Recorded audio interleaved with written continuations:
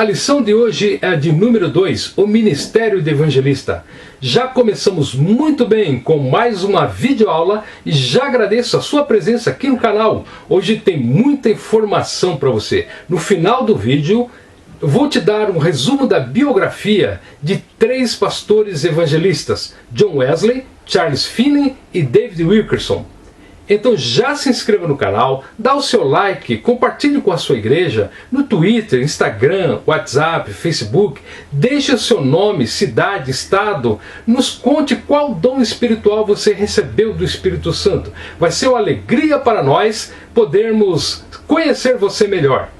E quero deixar um Deus abençoe e um grande abraço à minha esposa Miriam, o Wellington, a Érica, a minha irmã Raquel, a irmã Marta Maria, o Alexandro Manuel, a irmã Maria Lúcia, a irmã Nalva Santana da Bahia. Deus abençoe a vida de vocês. Muito obrigado por estarem assistindo esse canal e estarem comentando e dando o seu like.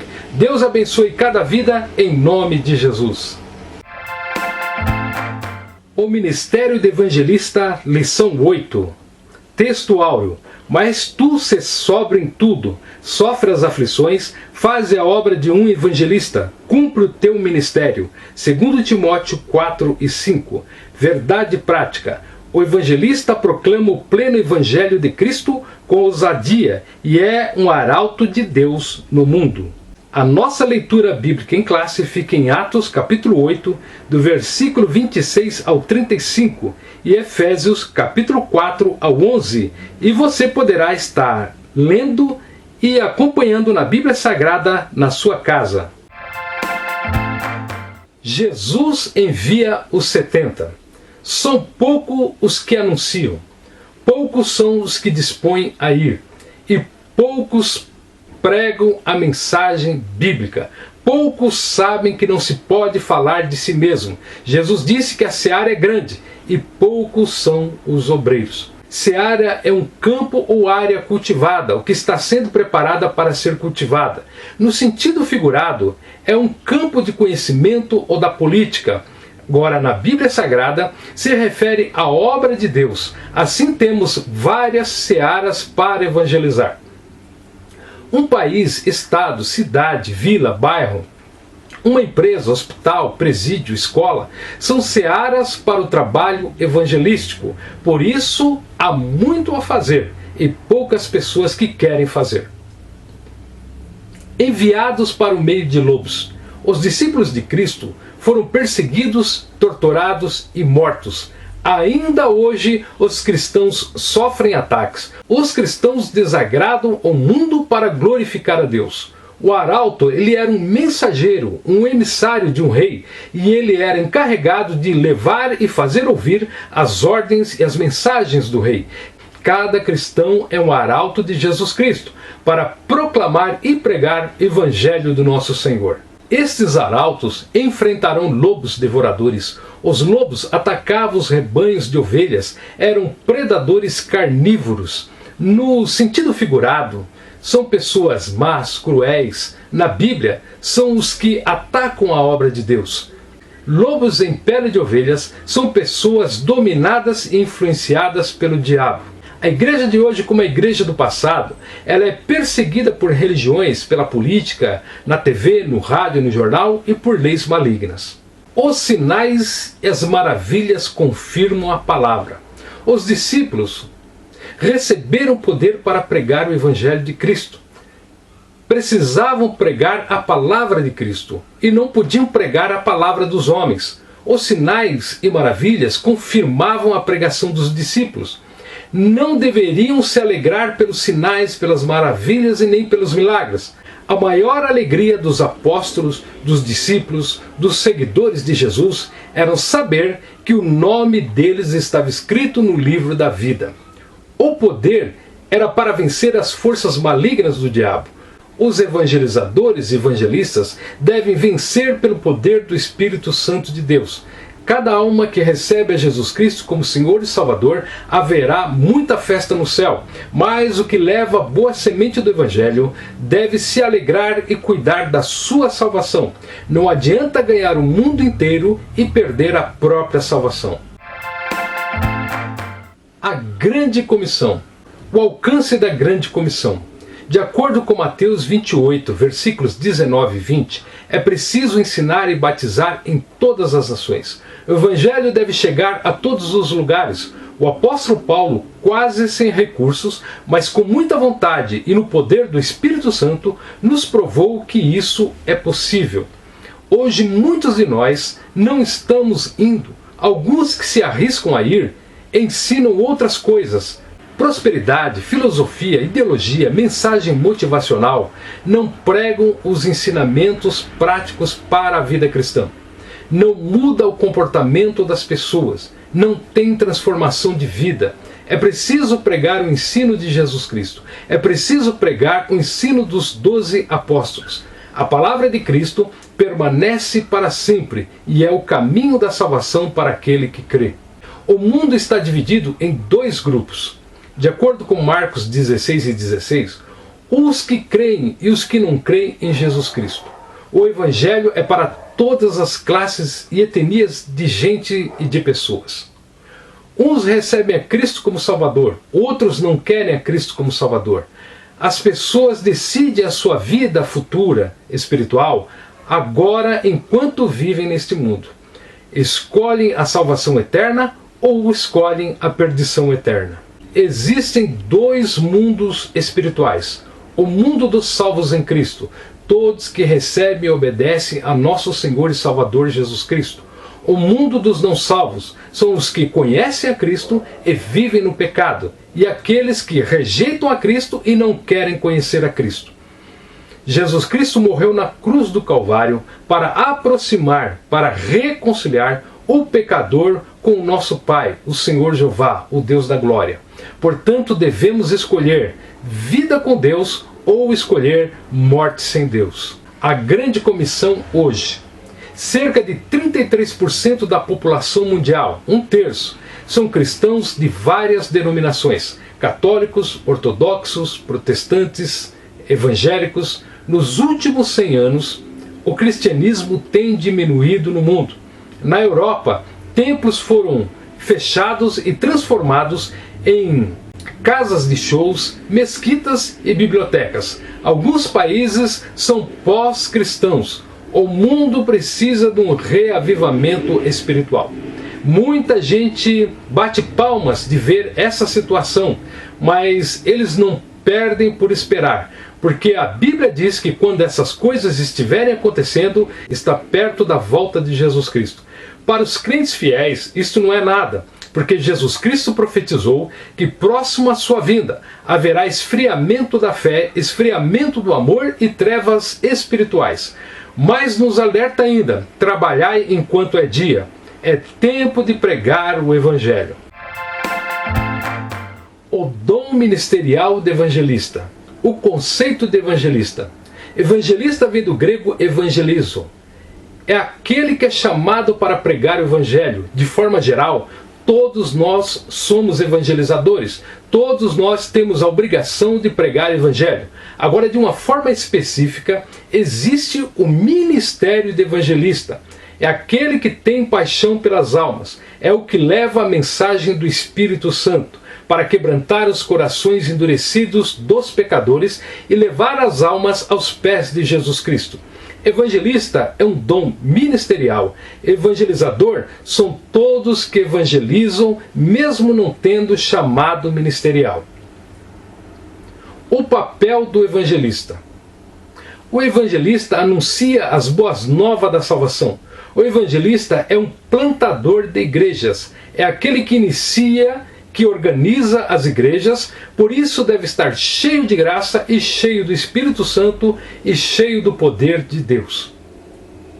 O ministro evangelista evangeliza, prega, ensina, celebra ceia, celebra casamento, batiza nas águas, organiza equipes de capelania, de evangelismo, cria estratégias para ganhar almas por todos os meios, nas ruas, nas praças, no rádio e na TV, e são usados nos dons espirituais dados pelo Espírito Santo de Deus.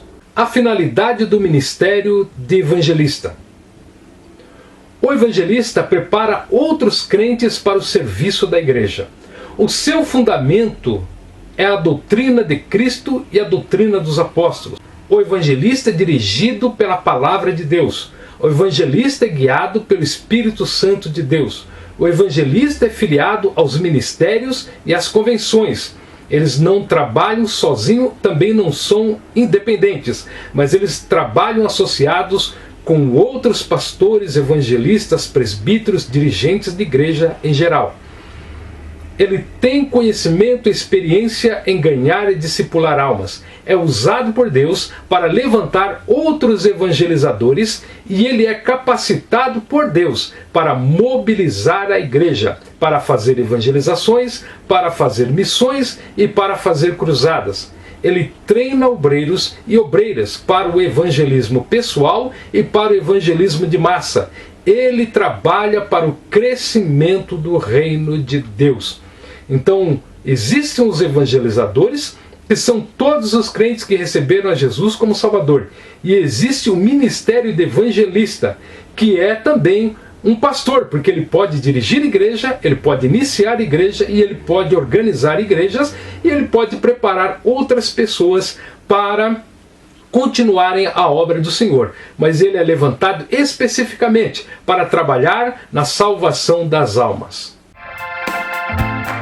Agora para você, como nós havíamos prometido no início da videoaula, a biografia de 3 pastores evangelistas, John Wesley, Charles Finney e David Wilkerson. Charles Finney, pregador, professor, teólogo, abolicionista e avivalista estadunidense, um dos líderes do Segundo Grande Despertar. Introduziu várias inovações no ministério religioso, tais como a censura pública nominal de pessoas durante o sermão, a permissão da manifestação das mulheres em cultos para ambos os gêneros e outros. Era também famoso por realizar seus sermões de improviso. Biografia. Nascido numa pequena cidade de Connecticut, Finney era o mais jovem dos 15 filhos de um típico casal de fazendeiros. Frequentou a escola até os 15 ou 16 anos de idade, quando foi tido como capaz de lecionar nas mesmas instituições e nos mesmos moldes pelos quais fora formado. Sua grande estatura, olhar penetrante, pendor musical, espírito de liderança, logo lhe granjearam o reconhecimento da comunidade. Mais tarde ingressou como aprendiz no escritório de advocacia, onde pretendia estudar para tornar-se um advogado. Em Adams, tendo resignado à profissão após sua conversão e atendido ao chamado para tornar-se um pregador do Evangelho, assim com a idade de 29 anos de idade, sob orientação do pastor George Washington, formou-se ministro da Igreja Presbiteriana, embora desde o começo já tivesse muitas divergências acerca de doutrinas fundamentais pregadas por aquela denominação. Ao largo de sua atividade como evangelizador popular, Finney envolveu-se com o movimento abolicionista. Já em 1821, negara a comunhão a traficantes de escravos em suas igrejas. Em 1835, mudou-se para Ohio, onde atuou como professor de teologia e depois presidente-reitor do Oberlin College, no período de 1851 a 1866. Faleceu em 16 de agosto de 1875 e encontra-se sepultado em Ohio, nos Estados Unidos. John Wesley, pastor metodista britânico. Biografia de John Wesley. John Wesley, nascido em 1703 a 1791, foi um reverendo anglicano e teólogo britânico. Foi o líder e precursor do movimento metodista ocorrido na Inglaterra no século XVIII. John Wesley nasceu na Inglaterra no dia 17 de junho de 1703, filho de um sacerdote anglicano. Foi 15º filho de uma família de 19 irmãos. Estudou durante 6 anos na escola de Charterhouse, em Londres. Em 1720, foi para a Christ Church College, em Oxford. Em 1726, foi eleito membro da Lincoln College. Em Oxford, Wesley se reunia com um grupo de estudantes, entre eles seu irmão Charles Wesley e o pastor George Whitefield, com a finalidade de estudar as Escrituras e praticar a religião com fidelidade. Devido à ênfase dada ao estudo metódico, o grupo ficou conhecido como Associação dos Metodistas. Logo, John Wesley assumiu a liderança do grupo, cujas atividades religiosas incluíam várias práticas devotas, como comungar uma vez por semana, orar diariamente, além de reservar 3 horas diárias para estudar a Bíblia. Nessa época, a Inglaterra vivia uma revolução industrial, e o número de desempregados e mendigos era enorme, levando o grupo a se interessar pela questão social e pela miséria. Passou a fazer pregações onde reunia um grande número de pessoas na Inglaterra e na Irlanda. Fez campanhas para diversas questões sociais, entre elas a reforma do sistema educacional e prisional. Evangelização na Geórgia. Após a morte de seu pai, Wesley estava cheio de dúvidas e aceitou o convite para evangelizar a colônia americana da Geórgia. A bordo de um navio, seguiu em viagem para os Estados Unidos, onde permaneceu entre 1736 a 1738. Na Geórgia, Wesley atraiu uma multidão para ouvir as suas pregações. Ruptura com a Igreja Anglicana. Apesar de Wesley ter a intenção de permanecer como membro da Igreja Anglicana em 1740, o bispo de Londres negou-se a ordenar fiéis para atuarem nos Estados Unidos. Wesley, no entanto, tomou para si esta responsabilidade. Quando seus seguidores foram excluídos da comunhão, ele passou a administrar a comunhão durante as suas reuniões. Como os púlpitos da igreja anglicana estavam fechados para os irmãos Wesley e para Whitefield, este decidiu fazer as pregações ao ar livre, o que fez um enorme sucesso. E logo os irmãos Wesley seguiram o mesmo exemplo. John e Charles organizaram pequenas sociedades e classe dentro da Igreja da Inglaterra, com o objetivo de estudar a Bíblia, orar e pregar. A partir de 1784, as sociedades metodistas passaram a atuar independentemente. Seus trabalhos logo foram difundidos em vários países, principalmente nos Estados Unidos e na Inglaterra, reunindo milhares de integrantes, deixando um legado de 300 pregadores itinerantes e 1000 pregadores locais. Só após a morte de Wesley, a Igreja Metodista se organizou como igreja propriamente dita, primeiro nos Estados Unidos e depois na Inglaterra. John Wesley faleceu em Londres, Inglaterra, no dia 2 de março de 1791. David Wilkerson. O reverendo David Wilkerson começou seu ministério em meados de 1958, pregando para pessoas marginalizadas nos subúrbios de Nova York, e teve grande sucesso, principalmente após a conversão de Nick Cruz, que era um chefe de uma temida gangue local. O seu livro autobiográfico, A Cruz e o Punhal, conta exatamente esse período de sua vida que durou 5 anos. David Wilkerson nasceu em 19 de maio de 1931, no estado de Indiana, nos Estados Unidos. Os seus pais eram pentecostais e viviam no lar cheio de bíblias e orações. O seu avô, J. Wilkerson, e o seu pai, Kenneth Wilkerson, eram evangelistas e exerceram forte influência na vida do pequeno David. Depois que findou os estudos na escola secundária, ingressou no Central Bible College, vinculado à Assembleia de Deus, na cidade de Springfield, no estado do Missouri. Em 1959, aos 28 anos de idade, enquanto pastoreava uma Assembleia de Deus, foi impactado com uma matéria veiculada pela revista Life acerca de menores infratores integrantes da gangue Dragões da cidade de Nova York. O jovem pastor realizou vários cultos ao ar livre, ministrando boas novas ao público jovem. Dali nasceu o Desafio Jovem, que foi fundado em 1960. Wilkerson alcançou projeção nacional nos Estados Unidos em 1963, depois da publicação do livro A Cruz e o Punhal. O livro retrata o início do seu ministério nas ruas violentas de New York. Atualmente é considerado best-seller, com mais de 50 milhões de cópias publicadas em mais de 30 idiomas. Foi considerado um dos 100 livros cristãos mais importantes do século XX. Em 1967, o pastor David Wilkerson iniciou as Cruzadas Juvenis, direcionado aos adolescentes de classe média que viviam aborrecidos e inquietos em busca das drogas, da violência e da anarquia. Muitos jovens cristãos demonstraram entusiasmo e consagração ao serviço cristocêntrico de evangelização. O ministério Desafio Jovem alcançou jovens e adultos em todo o mundo. O impacto mundial do ministério é alvo de pesquisas e documentários, e os seus resultados são impactantes. O Desafio Jovem é o maior, mais antigo e bem-sucedido programa de recuperação antidrogas, alcançando mais de 170 centros. O seu ministério possuía fortes características de advertência. Anunciou aos Estados Unidos que eles enfrentariam uma grave recessão econômica mundial. Alertou sobre a implantação do Sistema Mundial Monetário Unificado. Profetizou em 1974 sobre o crescimento nos nossos dias do ocultismo, homossexualismo, inclusive nos ambientes eclesiásticos. Rebelião intensificada e generalizada dentre os jovens.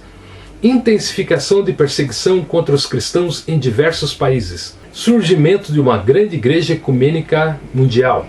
E o despertar espiritual atrás das cortinas de ferro, antiga União Soviética, e da cortina de bambu, que é o sistema comunista chinês. David Wilkerson também destacou o aumento da violência, resultado do materialismo e consumismo.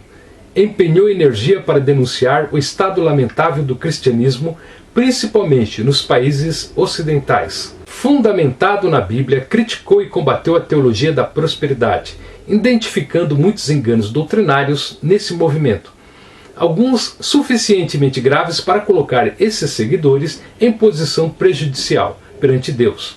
Denunciou pastores que deixaram de pregar a cruz, a santidade, o pecado e o juízo. Proclamava: evangelho diluído no evangelho de Cristo. O casal Wilkerson deixou 4 filhos, 10 netos e 2 bisnetos. Também deixaram uma grande lacuna no corpo de Cristo que será preenchida por novos servos de Deus inspirados na Bíblia, nos livros espirituais e nas biografias cristãs.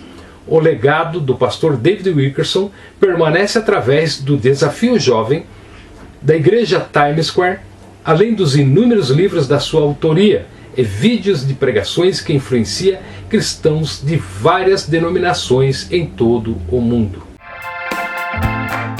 Bendito Deus e eterno Pai de nosso Senhor e Salvador Jesus Cristo, entregamos nas Tuas mãos, ó Pai querido, cada um desses irmãos que assistem a nossa videoaula.